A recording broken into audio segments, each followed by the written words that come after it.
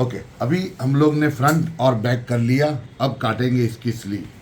Sleeve काटने के लिए एक चीज़ ख्याल रखें कि स्लीव को आपकी चेस्ट से कोई लेना देना नहीं है। आपने जो मुंडा काटा है स्लीव उसी के नाप से कटेगी। छाती का चौथाई लगा दिया, पौना कम कर दिया, वो सब कुछ नहीं होता है। तो पहले तो मैं इसका मुंडा नापूंगा। ये जो मेरा मुंडा है वो बिल्कुल मैं नम देके आपके सामने ही नाप रहा हूँ कितना आ रहा है। ये देखें,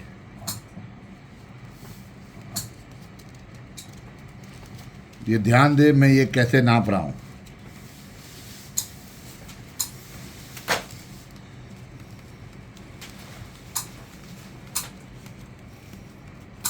ये मेरा आया 22। तो मैंने यहाँ लिखा आर्म होल 22।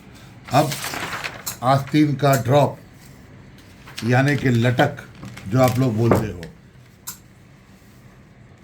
इसको मैं यहाँ से यहाँ तक नापूंगा। इंच में वो 8 आ रहा है, मगर ये हिस्सों में वो आ रहा है 12। तो मैं यहाँ लिख दूंगा ड्रॉप 12। ये मेरा स्लीव का नाप हुआ। अब आपके सामने मैं काटता हूँ स्लीव।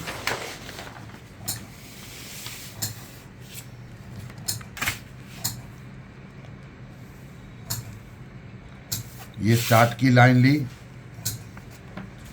यहाँ से जो मैंने 12 लंबे हाथ पे नापा था उसी को मैं नापूंगा छोटे हाथ पे। ये रहा मेरा 12।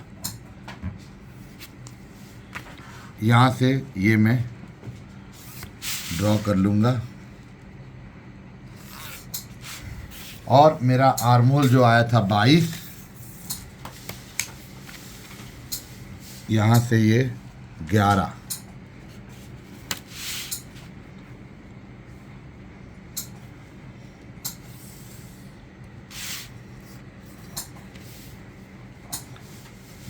उसका आधा 5.5, उसका आधा 2.25। ये 5.5, उसका आधा 2.25। ये 4 हिस्सों में मैंने बांट दिया। ये मैंने लकीरें खींच ली। अब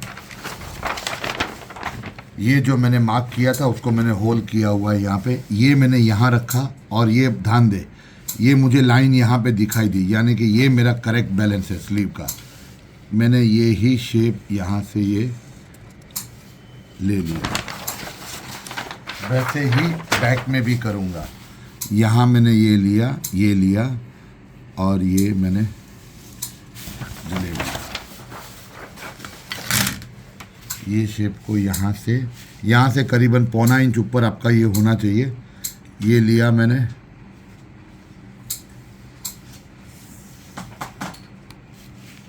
और यहाँ से ये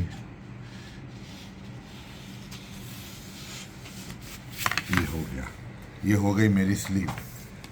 अब लंबाई लगाने के लिए आधा इंच एक सूत छोड़ दे। ये 2 इंच अब हम लोग कच्चा मोड़ते हैं और फिर हम लोग सिलाई लगाते हैं। और लंबाई जो मेरी 24.5 थी, ये 24.5। मेरा कफ है 9.5 बाई 2.5।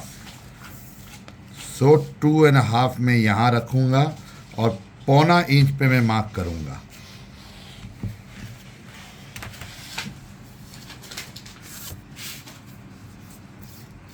साढ़े 9 था, उसका आधा हुआ 4.25। और मैं 2 प्लीट लगाता हूँ, 1.25 इंच की एक प्लीट। तो 1.25 इंच मैंने एक्स्ट्रा रख दिया। यहाँ से मैं आधा इंच एक सूत नीचे गया और ये मैंने ड्रॉ कर लिया।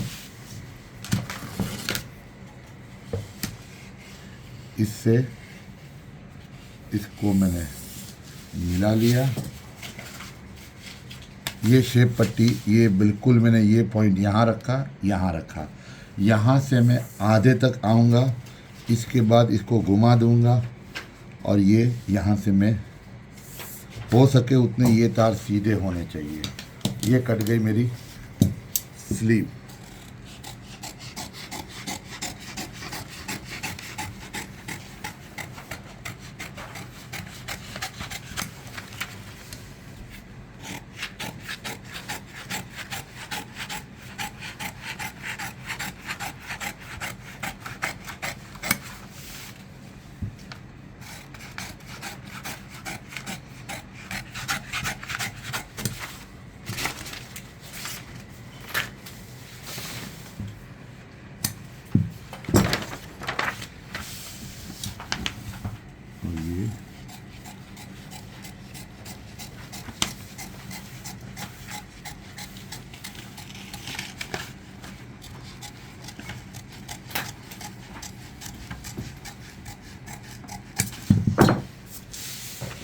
ये कट गई मेरी स्लीव। अब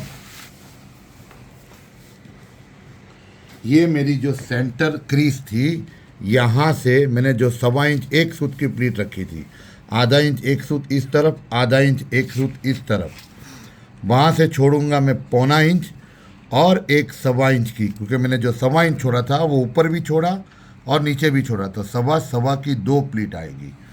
मेरा कफ है 9.5, यहाँ से 3 सूत छोड़ा, 9.5 का आधा हुआ 4.25 और उसका आधा हुआ 2.1, वो मार्क किया। यहाँ से यहाँ 3.25, यहाँ से यहाँ 3.25 और ये 5.5।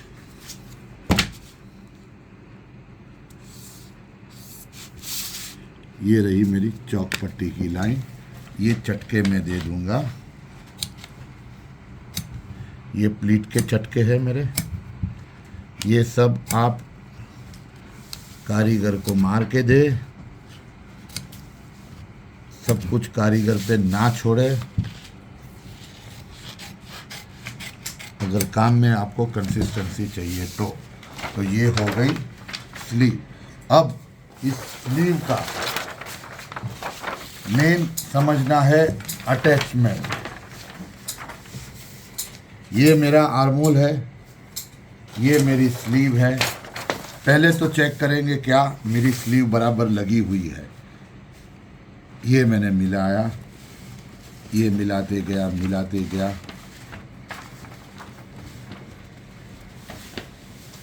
अब देखिए कि मेरा आस्तीन का सेंटर पॉइंट आया है ये यहाँ पे।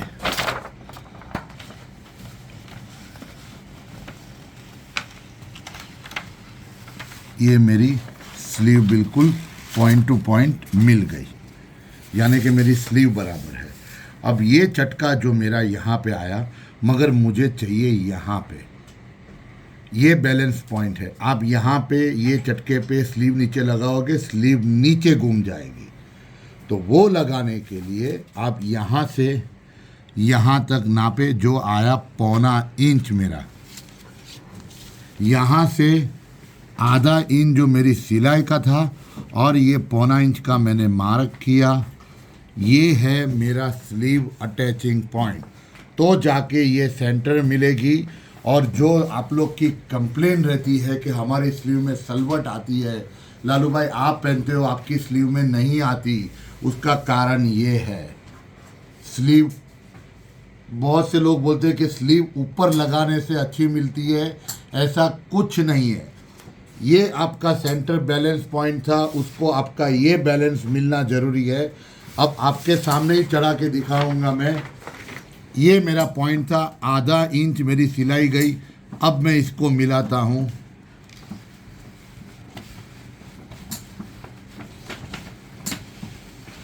तो देखो अब मेरा ये पॉइंट मिल गया, यानी कि अब मेरी स्लीव और ये क्रीज दोनों सरीखी चलेगी। ये बैलेंसिंग करना बहुत ज़रूरी है, तब जाके वो स्लीव आपकी बैठेगी, वरना आप कितना भी उसको छीलते रहो वो स्लीव नहीं बैठेगी और मूवमेंट में रिस्ट्रिक्ट करेगी। तो ये हो गया अपना स्लीव। अब बचता है आखिरी अपना शोल्डर योक, जो मैं आपको कल दिखा दूंगा।